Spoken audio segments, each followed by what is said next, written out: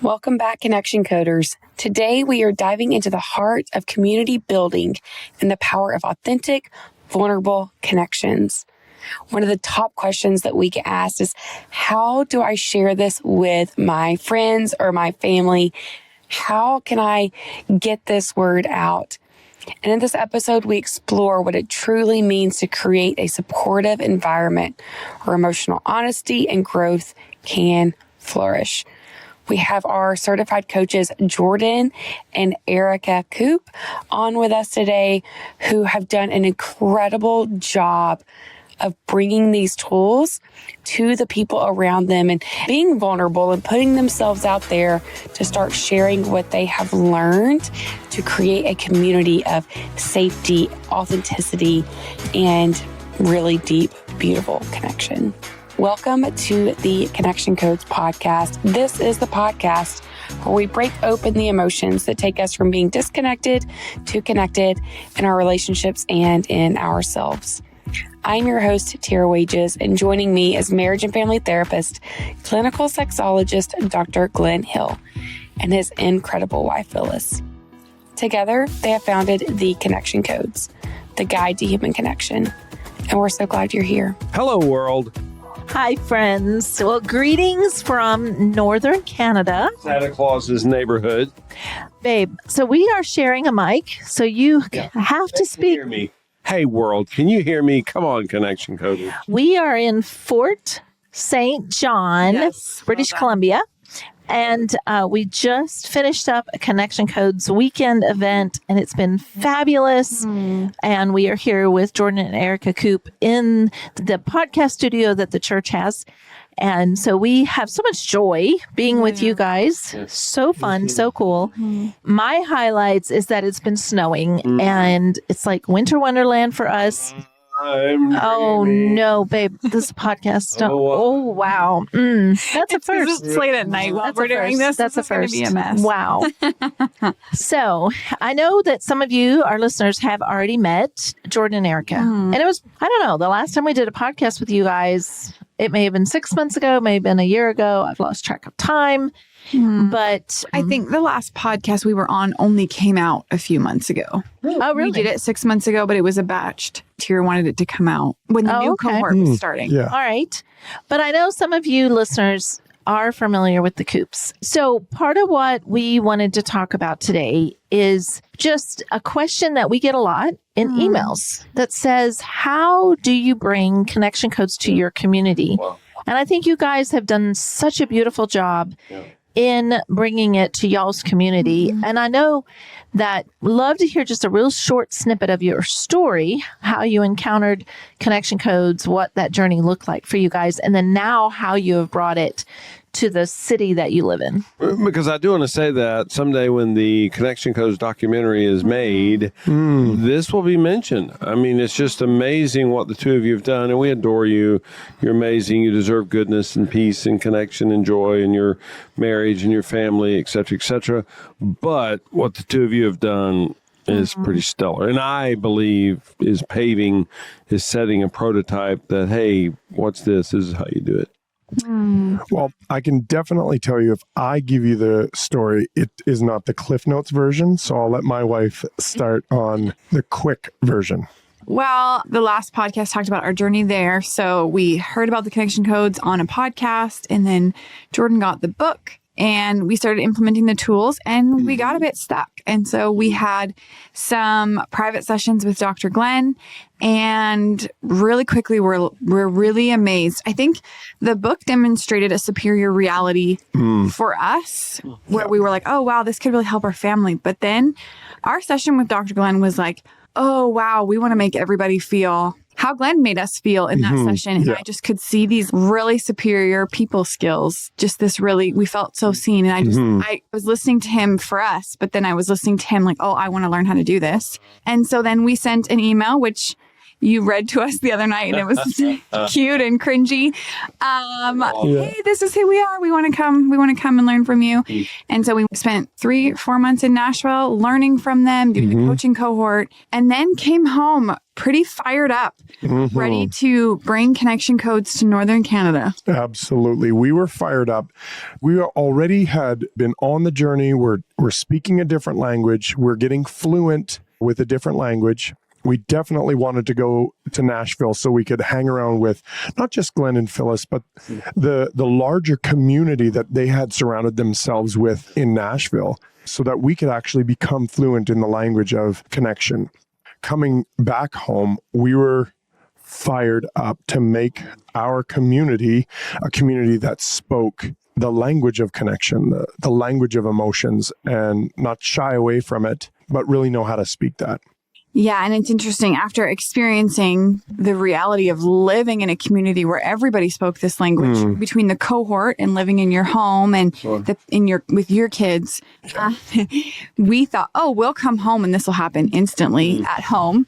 And that was definitely a culture shock. After experiencing what life is like living with everybody being fluent connection coders, and us being, I felt like the least fluent, everyone's pulling us in the same direction, to come home where we felt kind of like the only ones pulling was a culture shock for sure, and quite a lonely experience. But the first thing we did was host a group foundations. And that really feels like the way to do it. When you say like how to bring it to a community, you can pass out the book and you can tell everybody, tell their beautiful face. But if you're learning a new language, you need people to speak it with. And so to do it in a group was really the way to do it. And not only do you need people to speak it with, but you need people to speak it with on a week-by-week basis. I mean, I crushed the audiobook of the connection codes in 2 days, and there's so much information in there. You can't really get it all in 2 days. And that doesn't mean I'm fluent. Far, far from it. We bought a foundations package so that we could teach it as a group. And we handpicked a bunch of people that we had already surrounded ourselves with in our community. We said, hey, we have this amazing thing. We'd love to go through this course with you guys and see what you guys think for bringing it to our broader community as a whole. For us, that happened inside of our church. So we brought it to our church leadership. So it was a bunch of staff and leaders in our church. We said, let's go through this and see what we want to do with this.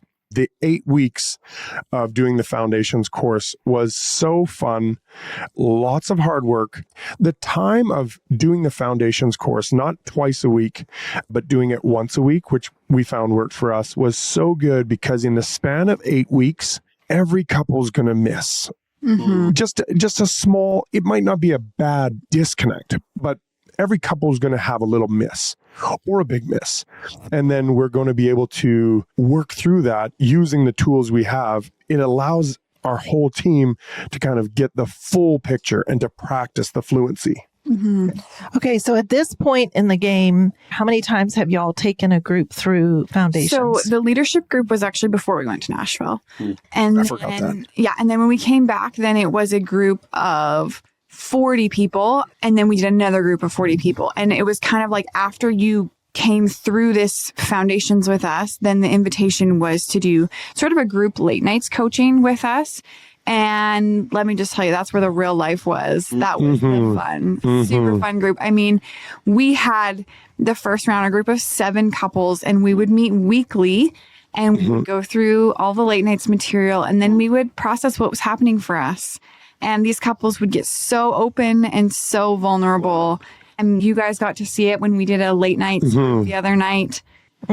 Just the culture shifting, and wow. And that's what I love, hearing the story as far as what it took to get to this point, right? And so then you guys had the vision of us coming and doing an in-person event where you opened it up to a lot more people, not just in your own church, but in your community. And you had the core group in with you to make this happen. So we have just finished an incredible weekend and we're able to pour into the church staff, but also do this event. And, I've heard you just say on this podcast that you came back and you experienced some real loneliness. And I think that's important for your listeners to realize that when you're learning a new language, you can go through just a season of loneliness because you desperately want others to speak the language with you.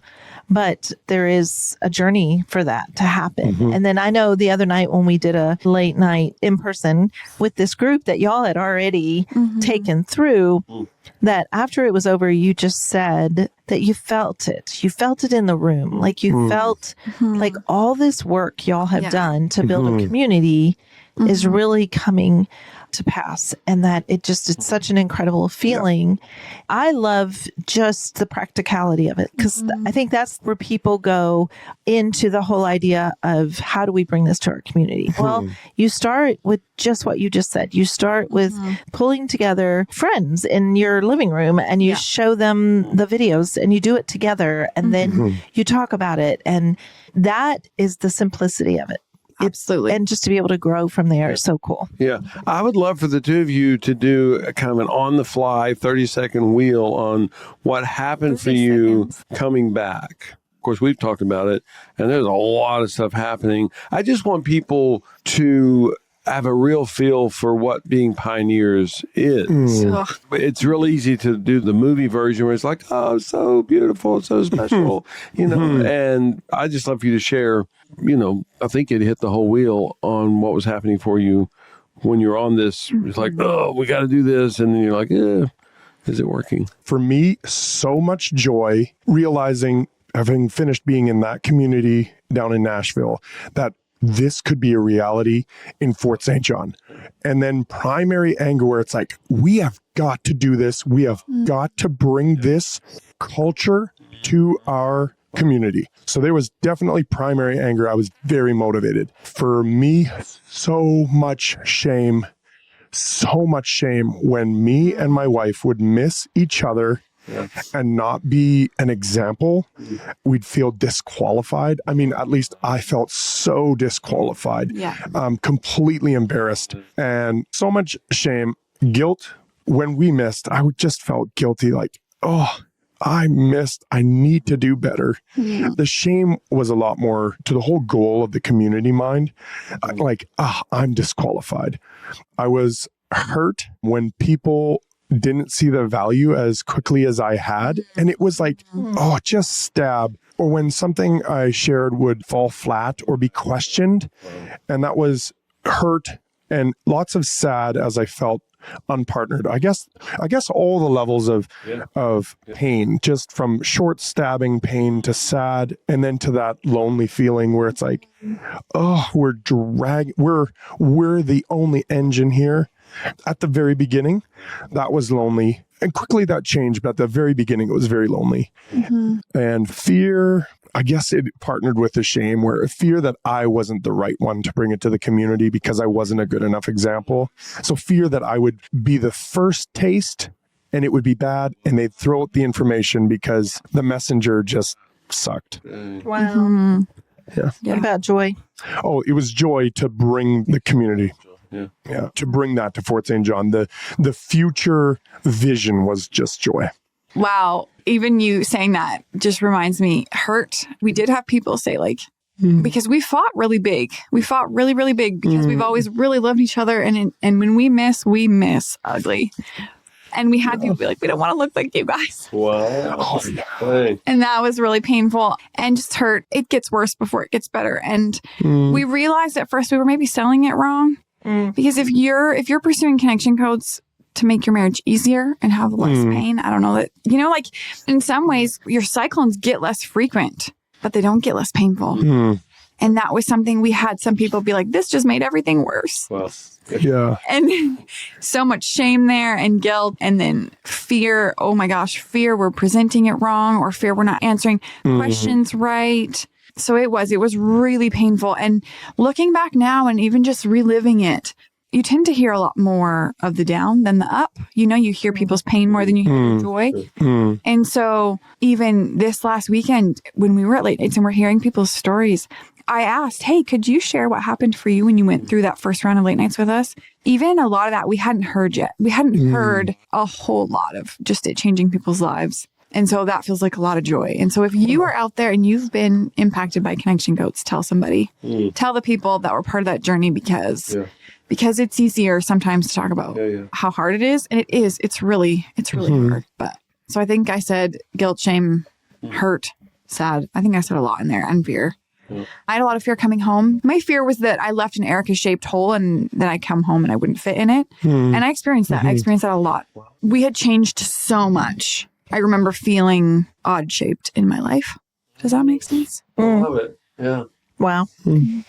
So one of the things that you did, while you were in Nashville was you went through a coaching program that we have to become a Connection Codes coach. And it's super fun for us to come here after all this time and just to see your community that you've built, to hear so many testimonials. Just so crazy proud of you guys. And getting to be here, staying in your home, having a lot of fun time while we've been here.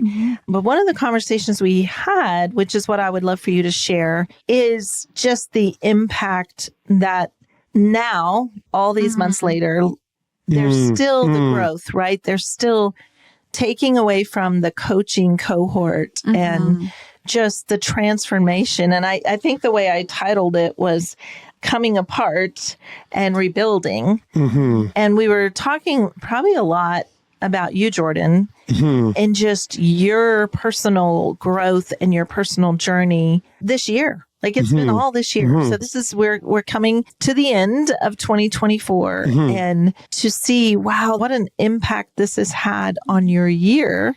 Even in that terminology, the coming apart and then rebuilding. Can you share a little bit about what that is for you, what that has looked like this year for you?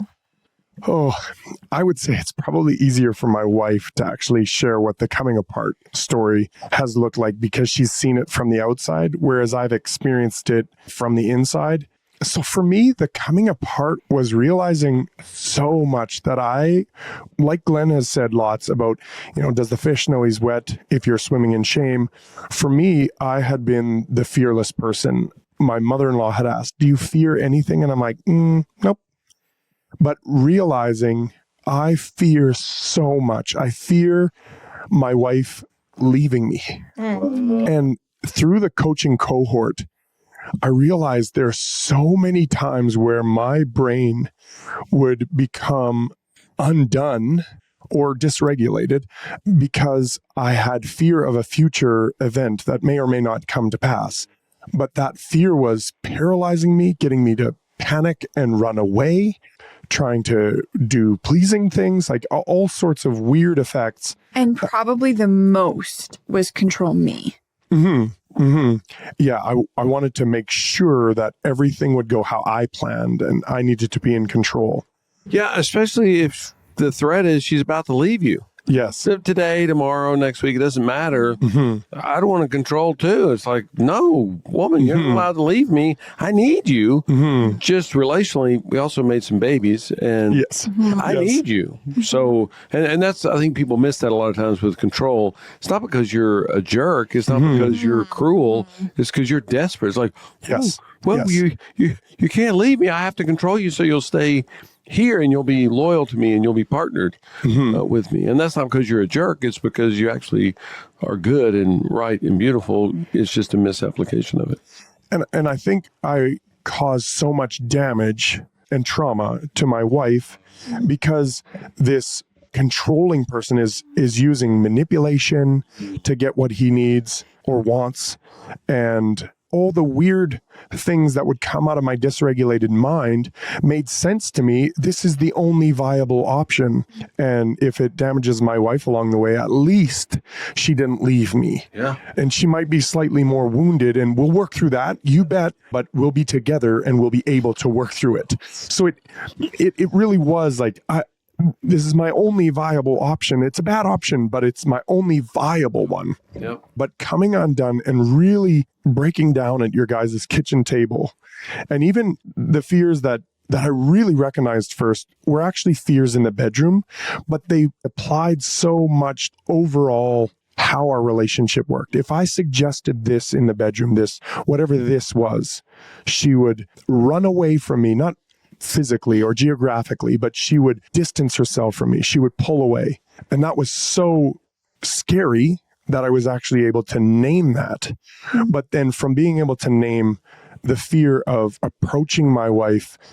Can I actually just pause on that for 1 second? Yes. We have found this with every couple that we've done late nights with. They'll be kind of not finding the foundations. Connection codes is a bit clunky still. And then it's something about late nights, something about the vulnerability of sex Yes. is making it click for people. And we haven't had anyone come through it and not experience that. It just feels like all the light bulbs go off. Oh, this is how it's supposed to work. Right. And that is definitely what happened for us as well. Yeah.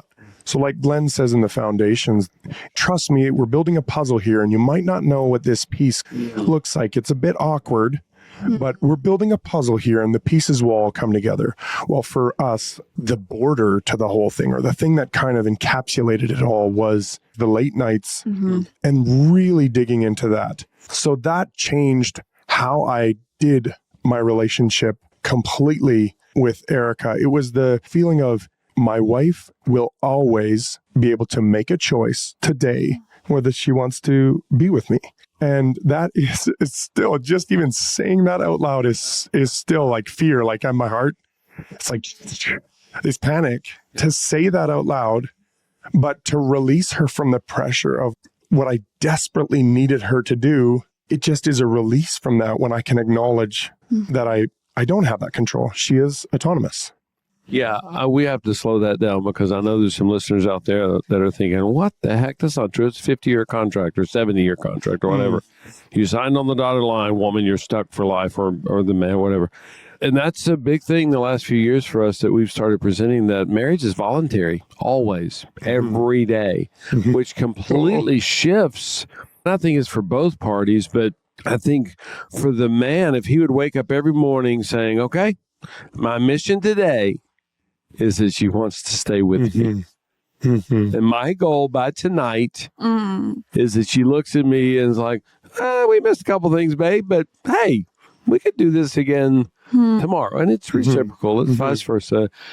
And then you wake up together in the morning and she goes, let's kick it, babe. This today counts. Today matters. And we're going to dance today. We're going to partner today. Let's do it. That's a completely different atmosphere. And going, well, we signed this contract, so we're just stuck. And now we made these babies, so we're triple stuck. What a sad, but that's what we've done for centuries, is that's the mentality. And I just really want people to shift to go, hey, let's rock and roll. Let's make life count. Today matters. Right now matters. And I've seen you, because I spent a lot of time with you, I've seen you do that where you've said, I don't want to lose her. And I'm telling you, I've been in this field a long time, in both parties, but most men are just like, yeah, whatever. She's stuck with me. So if it's a crappy day today, I'll just go get drunk, or I'll go play golf, or I'll go escape somewhere, and she better be at home when I get back. Yeah, that's powerful. Wow. We had somebody one time, I'm not sure about this connection codes. You guys still fight. Yeah. And, so much shame. I feel shame, even so much joy for Wes and Tira about how long it's been since they've had their last cyclone. So much shame in how much we actually are still experiencing cyclones. So we got really curious about that and realized, sure, our cyclones can still be pretty ugly. They're quite ugly still. And if you want to kind of measure connection codes by that, we're maybe not the best example, but how we live in our non-cyclone state. I lived in a lot of fear. You lived in a lot of fear. And now our relationship is the safest part of my life. And I don't care. I'll cyclone with you for the rest of our lives, because the connected version of us, sure, our cyclones are as bad as they were, but our good went from here to it's not until you experience it, you don't know. And it might feel like it's not worth it. Yeah. The more connected you are, the more it hurts when you're disconnected. And that might not feel worth it. until you experience what life is like living that connected. It just, there's nothing else. Yeah. And I'm so sorry, but I have to throw this in because we sat with a pastor, wink, wink, this afternoon, and his wife, and he said, we thought we had a great marriage until we did the connection codes. Yeah. And when he said that, I was like, oh, wait, what? And he said, things got so much worse because we realized we'd been roommates. And we were really good roommates. And we were living at the same address and we were raising our babies.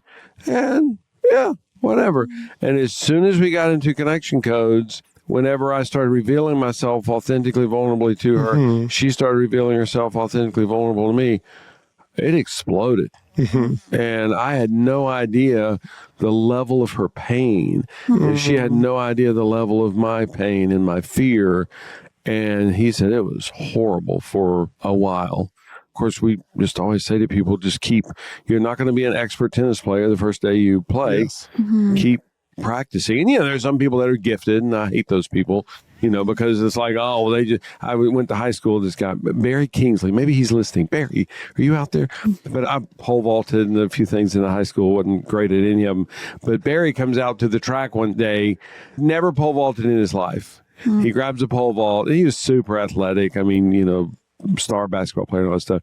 And he grabs this stupid pole vault. And I mean, he goes far beyond anything we had ever done. I'm like, what? Break his legs right now. No, I didn't. I'm just kidding. I had the thought, but I didn't do it. So, some people are whatever. We don't like those people. But for most of us, and, Phyllis and I, we always say we're the slow kids in the group. And just like you say, Erika, is just so good for people to know. I've shared this a number of times on this podcast, just that our disconnects are very rare now.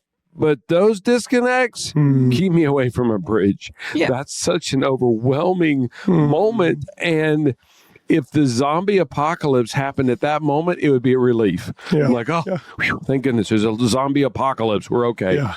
But we used to live in disconnect 24/7. We didn't keep track, but I think there were times we probably went an entire calendar year disconnected.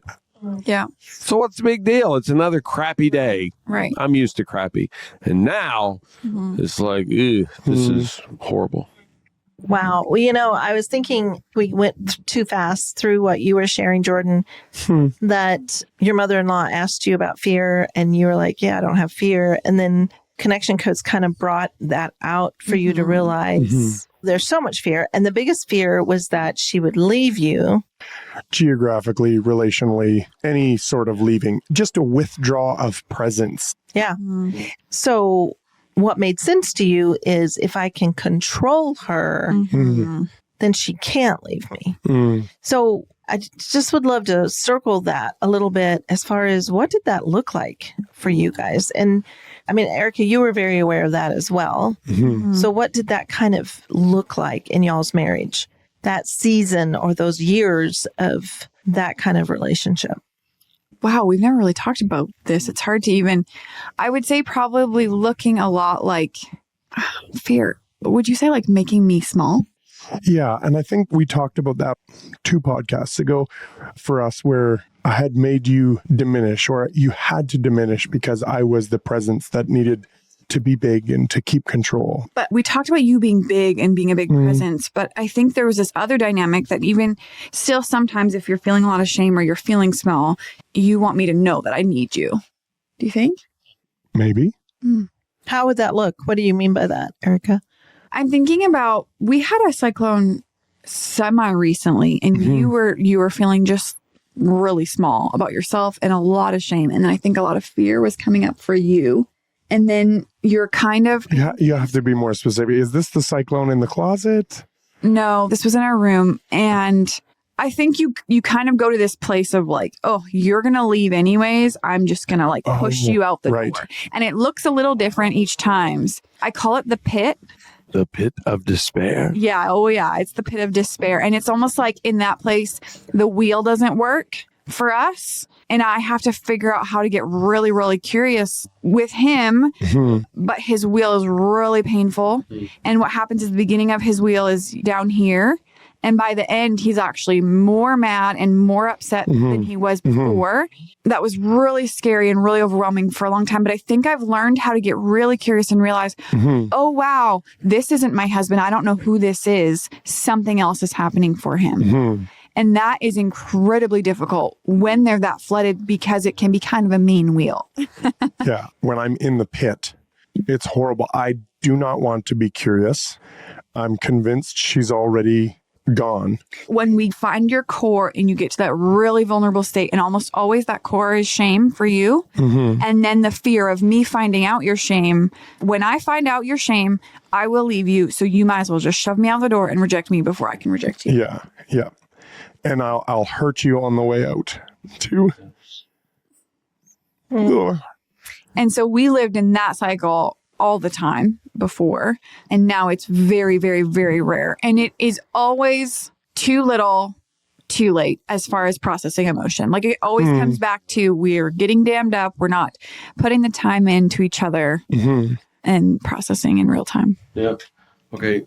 I just have to say something about that because I've heard that a bunch of times the last number of days. I mean, you know, for us, we've talked so many times, you know, we would have a 6-week disconnect. So if you can cut a 6-week disconnect down to 3 weeks, well, let's pop a cork. Let's celebrate. Yeah. It's still freaking 3 weeks. That's pretty bad. Again, better than 6 weeks. And what you're talking about, you know, we call it the emotional dam. If you're an hour and a half behind. Yeah. That's an hour and a half dam. What does that equal? I don't know. But, you know, our little ones, Rowan and Malachi, they're never dammed up. Never. I mean, they are always current. They let us know exactly what's happening for them in the moment as it happens. That's the human condition. That's the human coding. That's what we're supposed to do. So this adorable little boy who had a bunch more birthdays, no different. There's no birthday where it's like, well, happy birthday, buddy, you're 10. No, we're going to rewire your brain. No, it's still the same. And if he gets behind, he gets lost. Pretty quickly. And then you got that dam, and then the dam's going to have to burst. Again, even if it's in only an hour and a half's dam, it's still going to have to burst, and that makes it tough. Yeah. And we learned a lot and brought a lot home from Dr. Glenn, but one thing we have never succeeded at is you guys say, if you didn't make it through in 10 minutes, you're not going to make it through in 2 hours. We have still been the 2 a.m., 3 a.m., 5 a.m. We're still going. And so this weekend we heard you again say 10 minutes. And so we have remade the commitment. We're going to set a timer for 10 minutes and at 10 minutes call somebody because we still have not done that. And that goes back to the community we've made around us or we've brought back here. We have people that are our friends that we can call. We're 10 minutes in. We haven't stabbed each other half to death yet, but we're 10 minutes in and we need a hand. We're dysregulated and it's getting ugly. And in 10 minutes, nobody said, I'm going to get curious and find you. Yeah. And we need help now. Yeah. And I would love for all of us, all of our listeners, to have the mentality that if you realized your house was on fire, how long would you wait? Yes. Before you reached out? Well, sometime the next day or so, I'm going to need to reach out to somebody. Really? Nobody would do that. So, and to view it the same way that, oh, our home, our house, our abode is on fire. 10 minutes in, we're going to need some coaching here. And I just have to do an aside because it's just so valuable. You know, when you were living with us back in the spring, just the power of you coaching us was so spectacular. And we'd experienced that some, but I don't know if we'd ever experienced it to the level as we did with the two of you. And I mean, it inspired me. I'd kind of believed that already, but getting to witness it, experience it, see it, it was like, dang, this is cool. That there's no hierarchy. You know, are Phyllis and Glenn better at Connection Codes coaching than Jordan and Erika? I hope so, dang it. We've put in all the time. But it's the same. You're doing the same thing. You mentioned, you know, as far as the community. And with the Connection Codes coaching cohorts, you know, you have people. Yeah. that you can turn to. Yeah. And that's our goal, is just that everybody has safe people to turn to. You don't need 50. Nobody has 50 friends. Don't kid yourself. In this day of Instagram, you don't have 50 friends. So you only need a few, but you need a few. And to be able to rattle those off and say, oh, okay, we can turn to so-and-so. They'll be there for us. Yeah. And we can do that on the spot. Maybe, whatever. The Smiths are busy, so the Joneses can be available for us. And then we live that way. That's our standard. So then, Phyllis and Glenn, Jordan and Erika, don't drown for 6 days a week, 6 weeks. Yeah. And the fear, I think, is that being ugly and vulnerable with somebody will be ostracizing. But it's phenomenal how much the opposite is true. And during the coaching cohort, actually, after we came home, poor Julie, which she's on the website, go get coached by Julie. She was like scheduled to do a session with us, like a practice, one of the final ones. Yeah, practice. But Keyword, we were in a real cyclone and we were so ugly. Like, I have never been so ugly in front of someone else in my whole life, or him. And it's phenomenal how much Julie and Lydia and Sebastian, who they were observing. I still have so much shame to remember how ugly I was, but It's recorded somewhere. yeah, it is. It's phenomenal how much they still, I can tell even when we're chatting in the group chat, how much they have such an attachment to us after. And it's like shocking that they could see that ugly. And the instinct, it feels like it would be ostracizing. That's the fear. But it's phenomenal how much the opposite is true. So get ugly with your friends. I do think that is so powerful. Several things that you've shared, because we do hear this with other couples where they just get really ugly with each other, as in really mean. And it's like, yeah, we can do the most damage to the person that is closest to us, that we love the most. And it's like, yes, I mean, the stabbing that Glenn and I do when we get dysregulated, there's no one else on the planet that we would ever stab that way. And so then it's like, okay, I know some of you listeners may be going, what, 10 minutes? We can't resolve anything in 10 minutes. The power of what y'all are saying, though, and what we're trying to emphasize is that when you're spiraling down, that's where the 10 minutes, like, we're not trying to be legalistic of 10 minutes. It's more that, oh my word, we are going at it. There's going to be so much damage done. Even you guys saying 2 a.m., 3 a.m., 5 a.m., like that alone. No, not when you have small children who have to go to school the next day and you work and you have a really intense job and you can't be yelling at each other all night, right? And you're not going to resolve it with that anyway. Yeah. Right? And so the idea, but I do love that, the thought of reaching out to someone. And even if you don't get a response, it's like you've just the act of reaching out, right?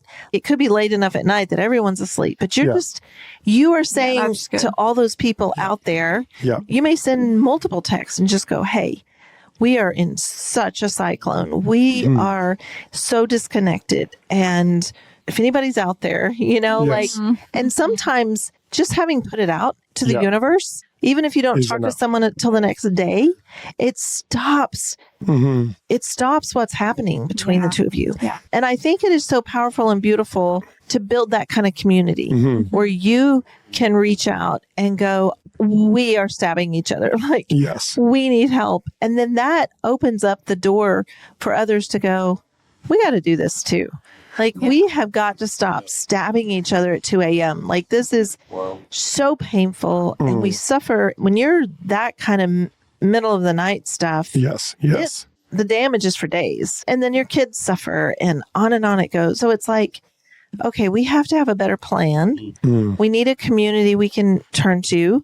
And you start small. It may be one person, one couple. But then obviously the larger your community gets, the more that you have to just reach out. I love the names that you mentioned, because part of doing the coaching cohort certification program with connection codes is you get people all over the world. Yeah. And the cool thing about that is it may be midnight where you live, Yes. That's but true. it's, 8 a.m. in Europe or something like Yes, that. And you're yes. like, oh, they're awake and they're Yeah. going to get this text. And they may not have time to jump on a Zoom with you, but it doesn't take that. It's just someone oohing you well, like acknowledging, oof, I hear you.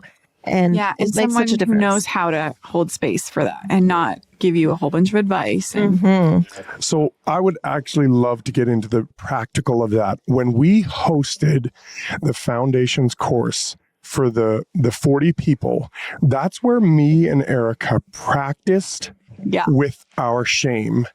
Yeah, that- we used to say we created a vulnerability culture because We were our vulnerable. stories were so embarrassing. Everybody else just was like, oh, that's nothing. We can So- share after they just shared. Well, thank goodness we're not as stupid as they are. Yeah, literally. Exactly. That's a relief. Yeah. So when we did our 40-person course, and then we also then did a late nights course, we hosted it. There's so much shame for us. I remember hosting it and fighting 2 nights before we're going to host it and thinking, we cannot actually host this. We are disqualified from hosting it. But that was where we created the community, because we went in to hosting the course. We'd watch the video and then we would answer questions or tell some of our ridiculous, shameful stories of how we missed that week. And we practiced being vulnerable in front of the people we were teaching, not teaching, but hosting the teaching of connection codes. If you're out there and you're like, how do I get the first person, that first community? Host the foundations and then get vulnerable with it. You are a pilgrim on the process and you might only be 2 steps ahead. And you're the one that's the 2 steps ahead where you need to bring in the vulnerability culture. And so we practiced that already. We've practiced sharing our shame. Yeah, it's so funny because I remember one of us would be feeling more brave than the other. So then one of Yes. us would be like, oh, I have a story. And the other one would be like, oh my gosh, shame, shame, shame, shame. Yes.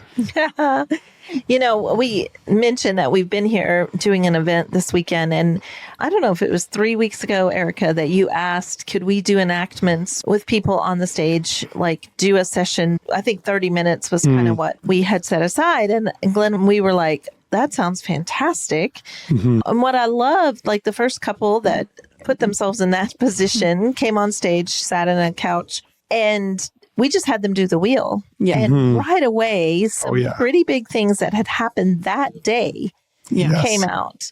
And it was so beautiful and raw and real. And, there's an audience of hundreds of people just sitting there going, oh my word.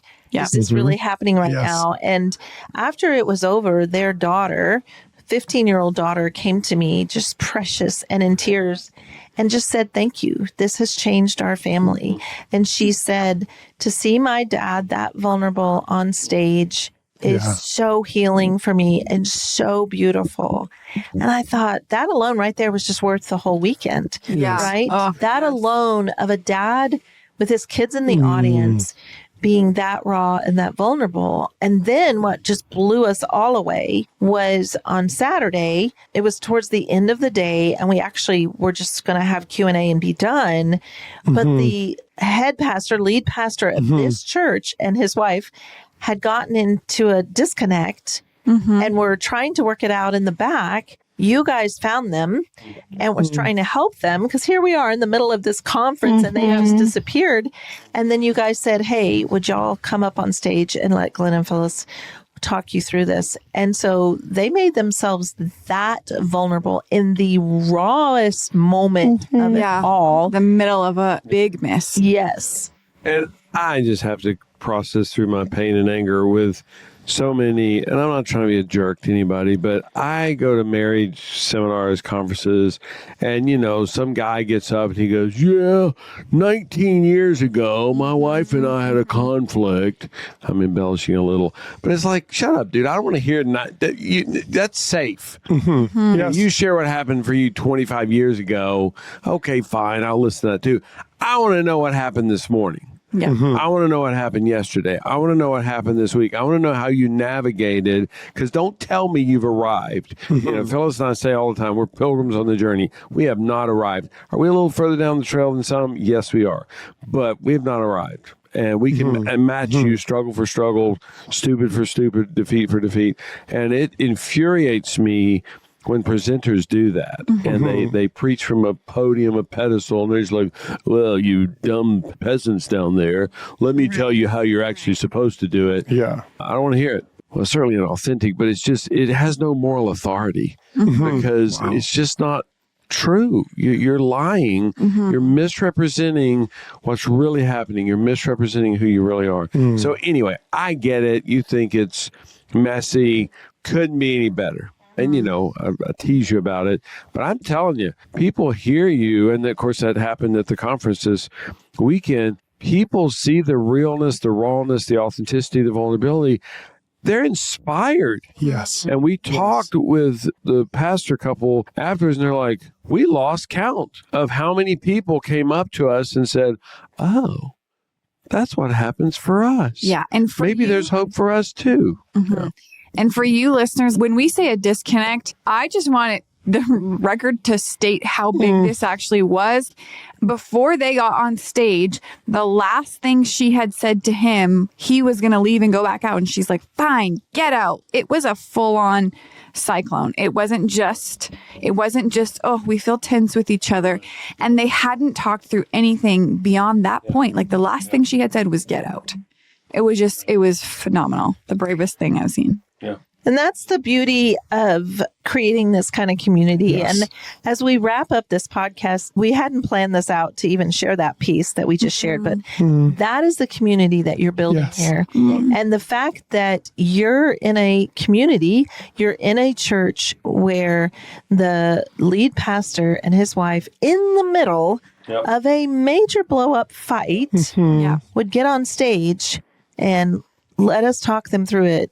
It was huge. And, it was ugly and there were lots of tears and it was beautiful and it was phenomenal. Like as in what it did for the church as a whole that witnessed it, what it did for them was just huge. It's just when you feel, is it scary as heck? Yes. And then you can state that. You can say, I have so much fear being up here right now. I have so much fear being raw and real. And yet it was so beautiful. And I think that is the goal. So if you're listening and you're like, I cannot even imagine what you're talking about. It starts small. Y'all didn't start there. You would have never dreamed that this weekend could have happened the way it did when y'all started this journey, when you came back home going, we got to build a community where we're safe, where we can trust, where we can be authentic, where we can be real. And, y'all just did the process. And that is so powerful and it's so needed. And I think we forget. I get it. I get that you as a listener right now may be going, well, I'm not in leadership or I'm not a pastor or whatever. You don't have to be. You can pull together friends and you can start this journey with friends and you can go, we need this. We need each other. You need those people that you can send a text message to at 11 o'clock at night to say, we're in a cyclone and we're stabbing each other. We need that desperately. And with these tools, you can get there. But that is the beauty. And of course, we've done so many things. We're so thankful for Tira and all the work she does behind the scenes with our podcast, with our master classes, with our website, to make it something where, yes, you can reach out, send an email to info@connectioncodes.co and go, I want to start a community group. How do I do it? How do I buy the package where I can have access to the course? All the people that come in can have access to the course. Yes. And it's an incredible, incredible investment. I want to make sure people get, Erika and Jordan for you, but I want to make sure the listeners get, exactly what Phyllis is saying. And this is happening all over the world. People are they're inviting 5 couples over to their living room. Yes. And they're just doing the thing. The two of you picked up speed pretty fast. It's been amazing being here. And it's in a huge metropolis, but I mean, it's a sizable town. And for the record, I think I've said this to you. Why in the world they built houses as far as they did from Nashville makes no sense to me, because this is very inconvenient, but whatever. I'm not judging. I'm just curious. But the two of you, what you have done is unbelievable. And we met people this week that are like, this has changed everything. This has revolutionized everything. And I mean, you've been Connection Coders 2 years. Is that right? 2.5. 2.5. You don't even know how many people you have affected already. And especially here, you're required to have a minimum of 12 children. So you start doing the math on that. And it gets really big numbers really quickly. That's just first layer. And now second, again, I have no idea. I really do think that you're already in the thousands of people that you've affected, because you had the guts and the courage and the fortitude, et cetera, to go, we're just going to do something. And you did not do that because you have all these degrees for this. You didn't do it because you were certain that this would even work. And that's why I wanted you to do the issue specific well earlier. Just that you're like, there was a ton of fear. I was like, is this? And it didn't happen once. You felt fear as you went along where you're like, I don't think we're doing this right. I don't think we're capable of this. I don't think we're qualified for it. And you just kept walking. And there's just so much power. And that's how we're going to change the world. That's how we're reaching so many people. And most people of our listeners know that I frame everything in light of a cruise. And there's so many people I've met this weekend. I'm like, I want to go on a cruise with them. I mean, Steve in Virginia, oh my gosh, I could just hang out with them, Vadim and Mary. I mean, there's so many. I mean, it's like, we definitely have to go on a cruise with them. And it's just amazing to me. I just met these people 3 days ago, for whatever it was, 4 or 5 days ago. And I just feel so bonded with them. There's an upside and downside to everything. That's the upside. The downside is, we're leaving tomorrow. It's just heartbreaking. And that's why we have to have a cruise. Tira, we have to have a cruise next year. Dang it. But anyway, it's just so beautiful overall, but just what you've done. I just commend you. And, Thank you. And seriously, you're just starting. What's ahead of you is outrageous. Wow. Thank you guys so much for this time, for your friendship, your love, your safety, and for even being vulnerable on this podcast and sharing how ugly your cyclones are and how painful they are. And just, the realness of that. And we do all of this because you need this. You deserve this. So let's do this. Well, thank you so much to Jordan and Erika for coming on. We always love having our community join us and share their experiences and what they have learned and how they have brought people along their journey with them. If you would love to connect with Jordan and Erika, there's going to be a link to their website in the show notes. Again, they are some of our certified coaches, so they do sessions, but they also have workshops. And so please connect with them. And one of the great ways that you can introduce our podcast or our tools to your friends is by sharing a podcast with them. So pick one that has stood out to you, something that has been impactful, and send that to your closest couple friends or your girlfriends and say, hey, this is something I've been learning. I would love for you to be on this journey with me. It's helped me either in your relationships, in parenting, within yourself, whatever it's helped you with. I'm sure the people around you are looking for the same type of support and help. As always, we are so glad that you are here, that you join us each week, for leaving us those 5-star reviews. We actually just did the drawing for our October person that left a review. If you leave us a review, screenshot it and send it in, we will enter you in to win some of our merch.